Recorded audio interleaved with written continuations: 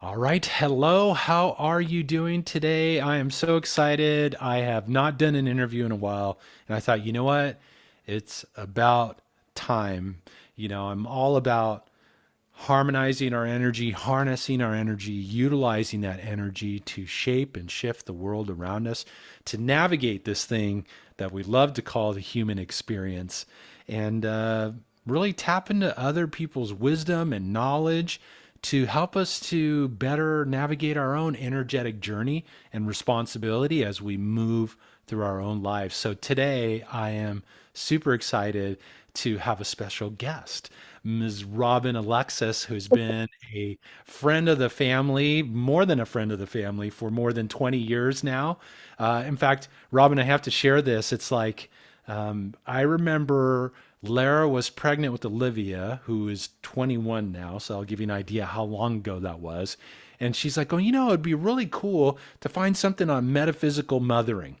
And I was at a local, new age bookstore, and they have the little awakenings, and they have their little magazine, and sure enough, I see in the back, oh, metaphysical mothering. So I connected to Robin, and it's been this amazing journey. She is like an extremely talented energy worker, very wise, is just doing some high gradient work. I'll never forget the first time I did my first session with you, and I came out of the room going, what did I just experience?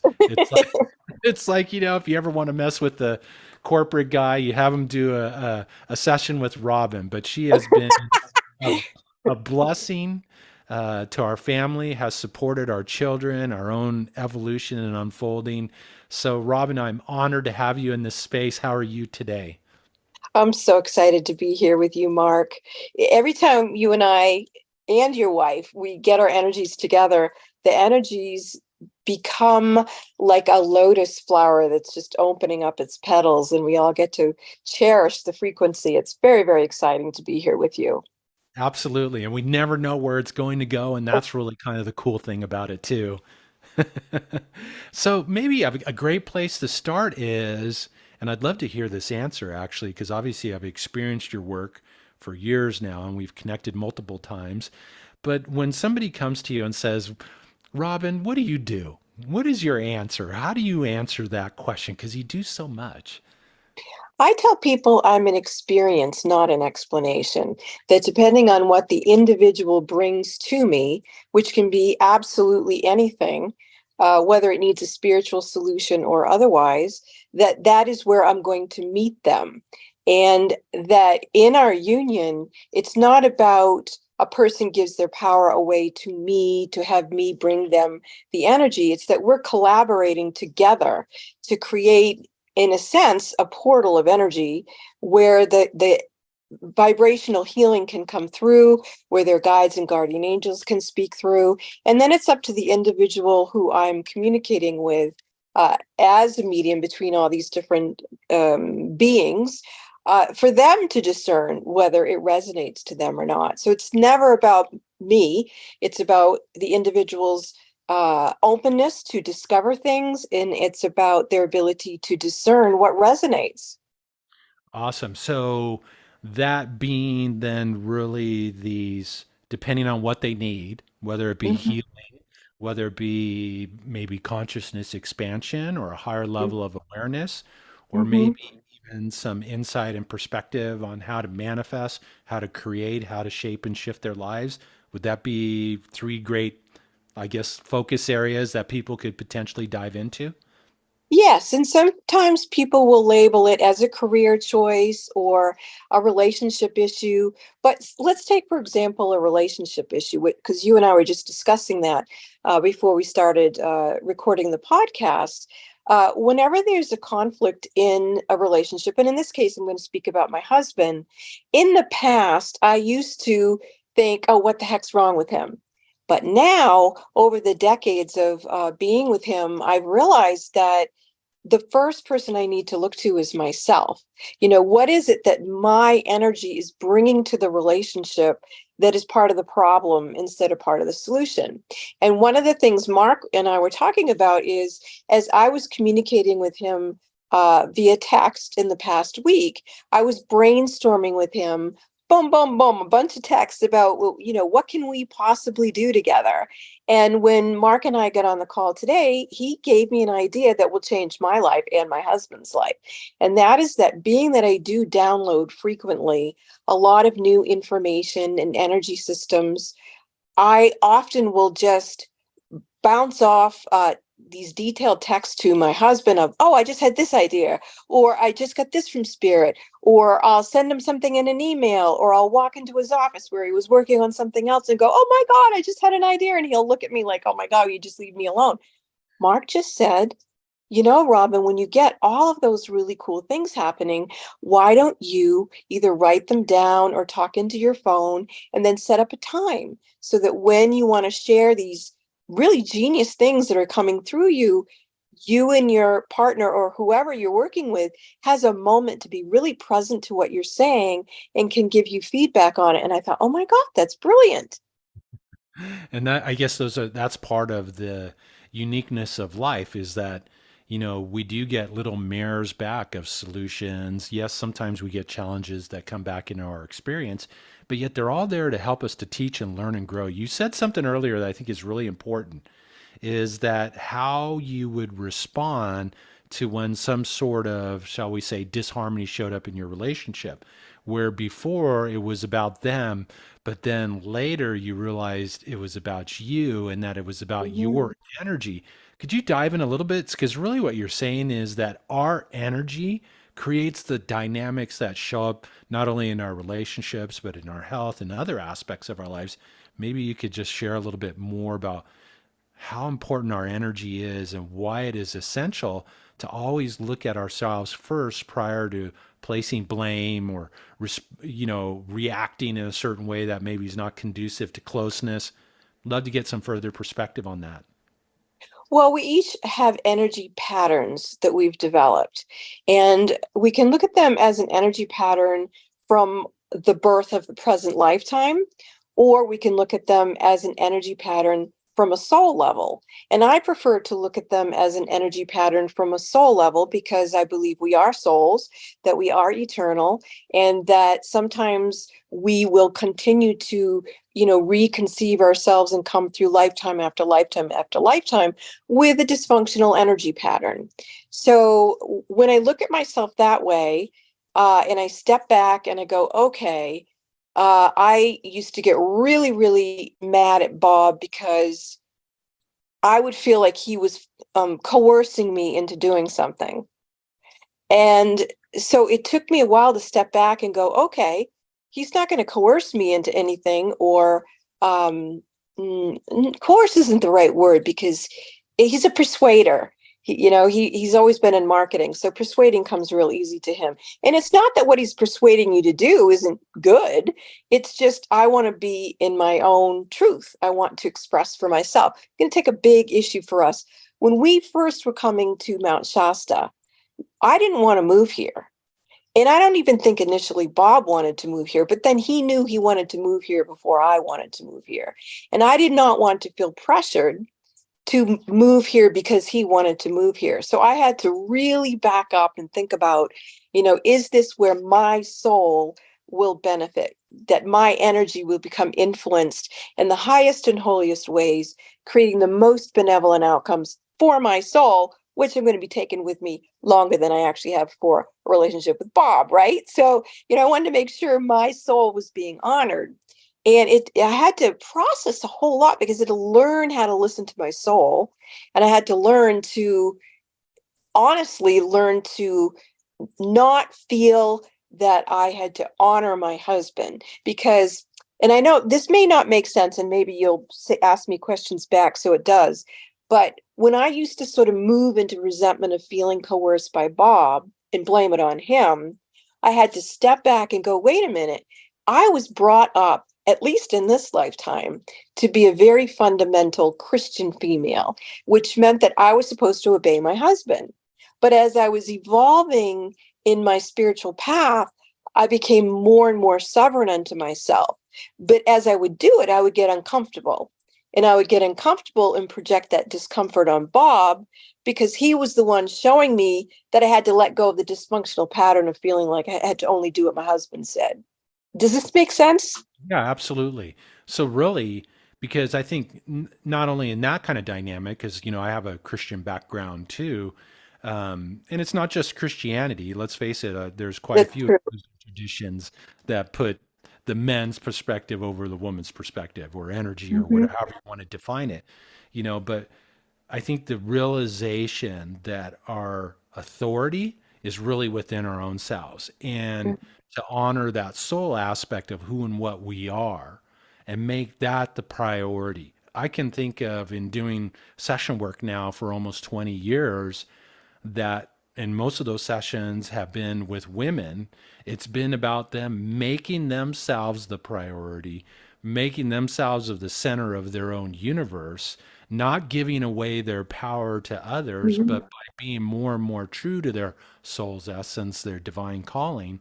They realize that there is this higher level of happiness, contentment, not only for themselves, but for the people that are, whether it be a relationship or family members and stuff like that, more of a resonance, that a cohesiveness, so to speak, that takes place with that. So, really, what you're saying is ultimately our highest responsibility is to ourselves, Yes, our soul's calling. yes, yes. So how do we get, because I think one of the things I hear, one of the things I've experienced in my own journey is, how do you really get clear on what that is? Because not everybody can see or hear into that.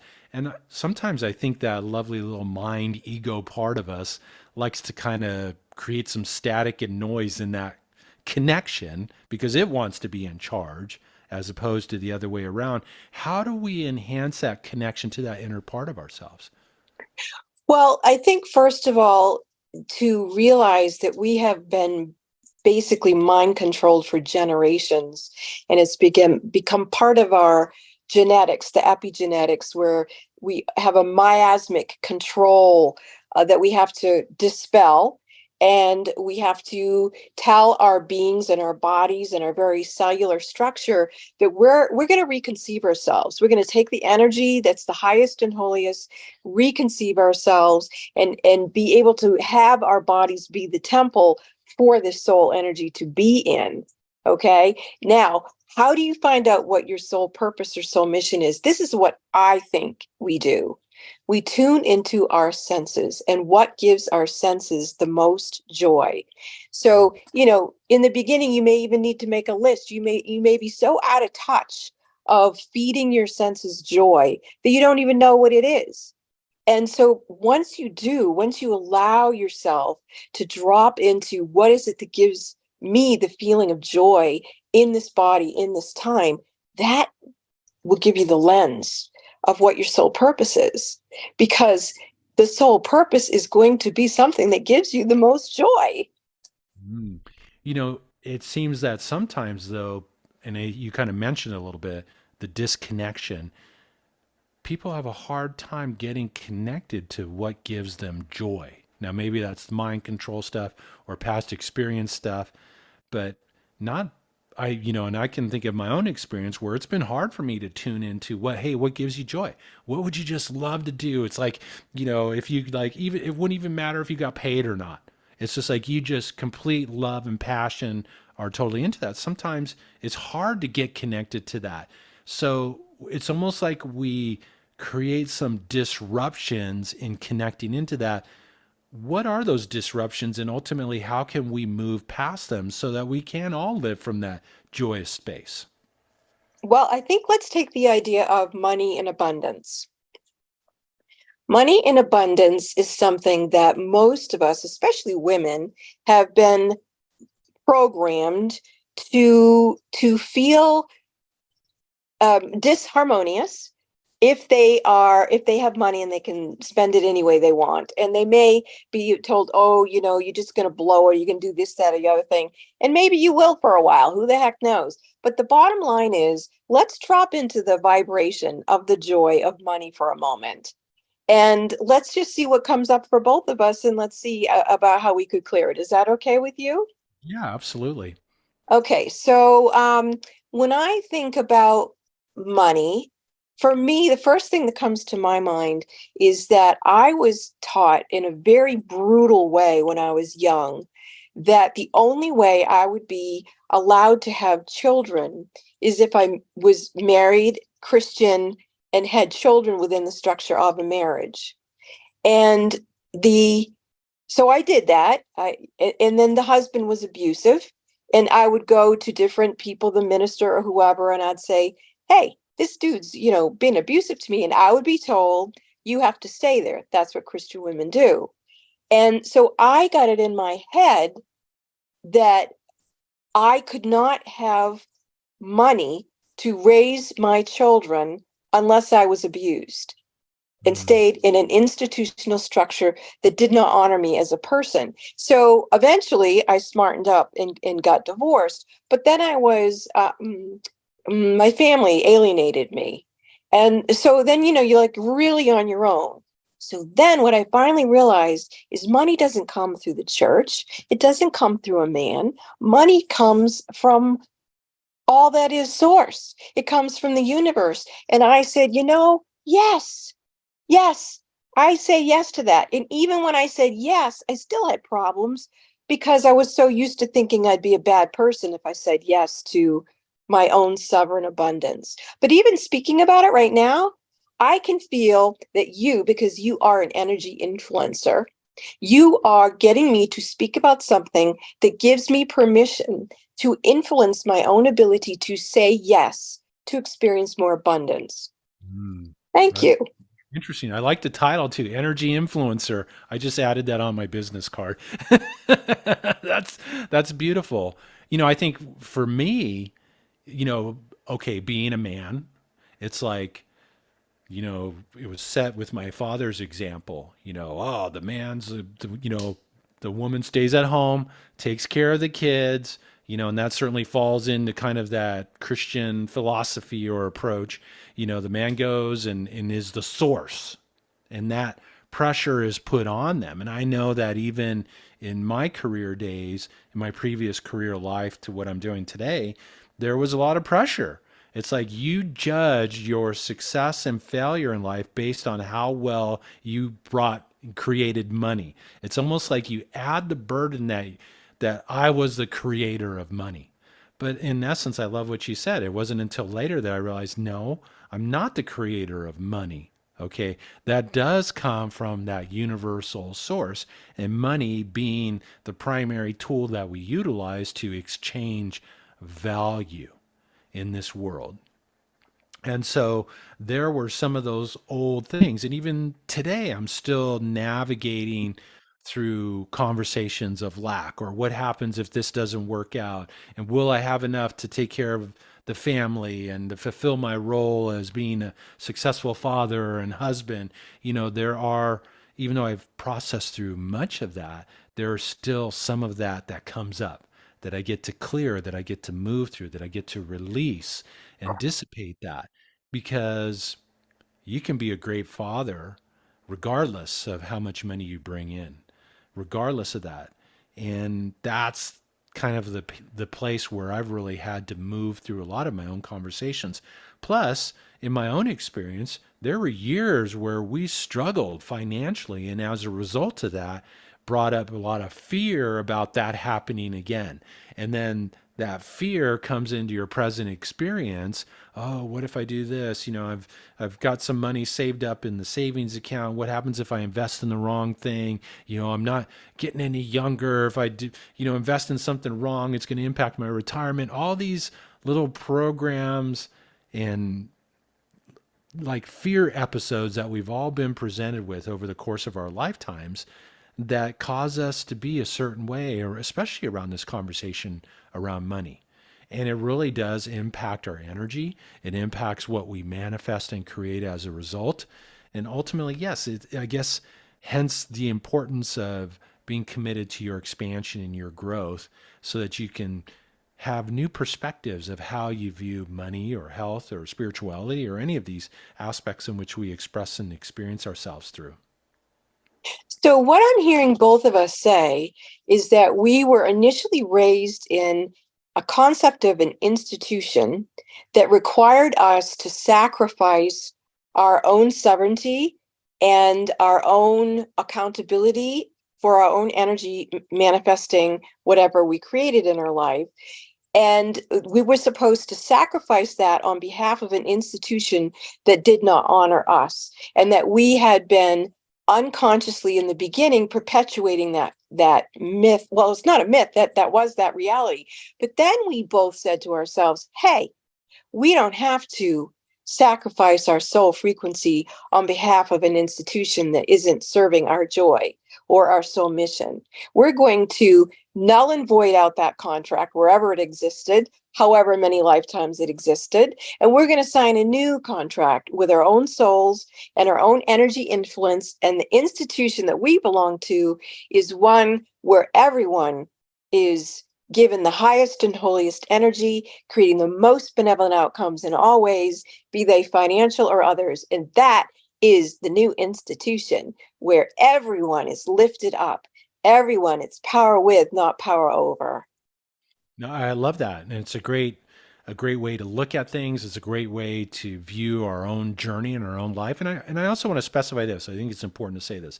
This isn't a religion bashing episode here, okay? Because it can be through all sorts of institutions, That's right. educational institutions, media, the medical institution, all these different institutions that basically have, I really think, played an important role. I got presented with this aspect that they should really rename planet Earth to planet contrast, where we get to experience the high of highs and the low of lows. And it's almost like one of the things I coined a phrase years ago. It's like we come here to play the most elaborate game, the cosmic game of hide and seek. We hide our divinity. We hide our power. We hide our awesomeness. We're born into the world. We promptly forget every single bit of it. And then we have religious institutions, educational institutions, parents, the media, all these different things that continue to play this important role in hiding who we really are. And then there comes that time in our lives that you're sharing in your journey of, being a more empowered woman, of being true to your own sovereignty and to your own joy. It's like we come to those points where we start peeling back what's not the truth of who and what we are. Exactly. Peeling back what's not the truth. Yeah, I love that. And getting to the place where, as you say, the harmonized life. And I would like to rename the planet the Harmony Planet, where that's what we create here as an institution. Harmony everywhere for each individual. And then collectively, that's what we create. And I love that too. But I think part of also, because I think people look at this idea and this concept of the harmony planet, for example, okay, that you just laid out. It's like, oh my gosh, life is just going to be beautiful and perfect, and never have any challenges or anything show up ever again. But I think it's really, we know there's going to be daytime and nighttime. We know there's going to be new moon and full moon. Good We know we're point. going to work through the vibrations of our own lives, the ups and the downs. But it's like when we come at it from a different perspective, where we look at every challenge, let's say a dynamic that unfolds in our relationship, okay, with our significant other. And let's say a dynamic shows up rather than, oh my gosh, you're wrong, blaming or reacting or whatever. It's like, oh, there's something more to learn here. There's something Yeah. more perhaps maybe to let go of. There's something more perhaps maybe to embody that's going to continue to help my own journey to enlightenment, to help me reveal more and more of that divine masterpiece that's within all of us, that so many of us have hidden to one degree or another. So it's like when we start leveraging the twists and turns of our own human experience, we open up to just really almost like setting some serious momentum into motion in our own awakening and remembering who we really are. So harmonized life for you is perception without judgment. That as we experience life, we can flow with it and receive the experiences and just keep being an energy influencer on our own fields. Well, as we all should be. We have Yes. this responsibility to our energy because our energy reverberates through every cell and every fiber of our body, of our being. And if we're not responsible with our own energy, Mhm. look at, we have all experienced it. We all have physical disharmony show up in our body in one way, shape, form, or another. It's a great feedback vehicle to letting us know we're out of tune, Yeah, you know, and it's like we have a responsibility to that. And then, yeah. I have this idea. It's like, man, if we could really see how much our energy influences the world around us, oh, I think we would be much more mindful about our state of being throughout the day if we saw how it reverberated not only in our home, in our community, in our state, in our country, in the planet, and in the universe in which we live in. Oh, if we could see those frequency wavelengths, I think we'd like, oh man, I really need to be very focused on my own energy and my own state of being, you know, to how it is not only I impact my own cells with the very fibers of my being, but I also impact the world around me. And it just opens up a whole nother level of awareness of what's possible, of how we can shine more light into the planet and also more effectively manage the tides and ebbs of our own personal energy.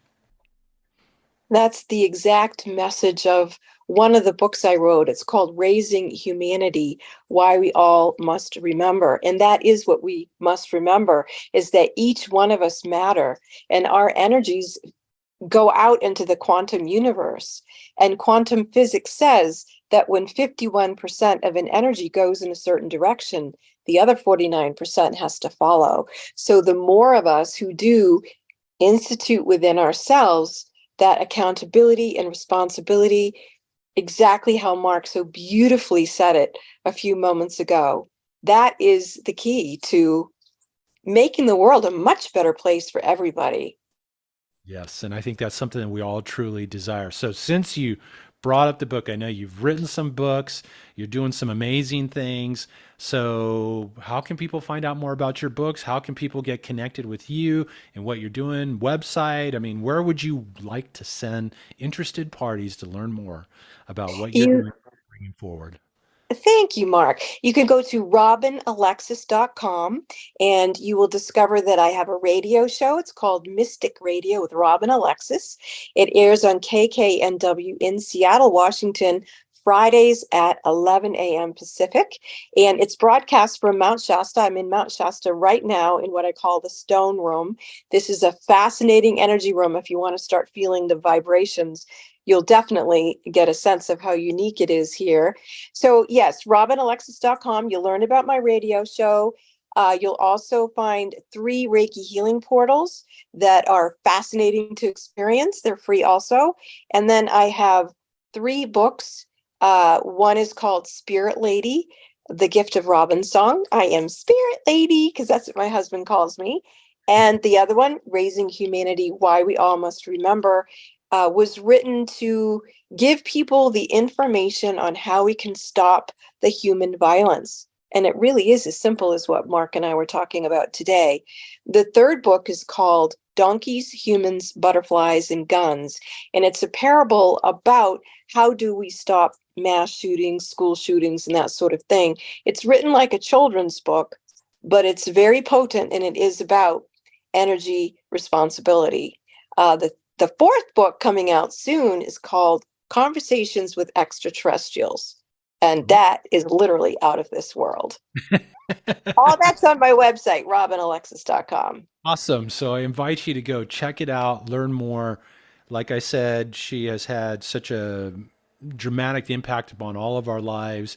And then also you do sessions too. I know that.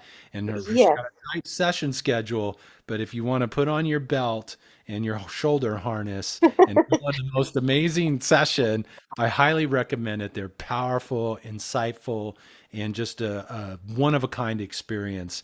So, some amazing things that you're up to. So once again, I invite you to go to robinalexis.com, right? Do I have the website right? Yeah, you Go do. check it out and learn more and tune into her show. You'll really get a sense of what she's up to, and you'll even get to hear from Bob, who we were talking about earlier in this conversation. So Yeah, he's an amazing guy. He really awesome. is. Well, Robin, I want to thank you for being on today, for sharing, for shining your light, for taking a stand for others to do the same. And it's been a pleasure. And we're definitely going to have you back on. Oh, I Maybe we look can forward to even it. intertwined into some different avenues. We kind of free formed it today, but I'm definitely blown away by the way it showed up in the experience. So I hope everybody enjoyed this conversation. Check out our website. And once again, take care and have a very harmonious day. Bye bye. Blessings, Mark.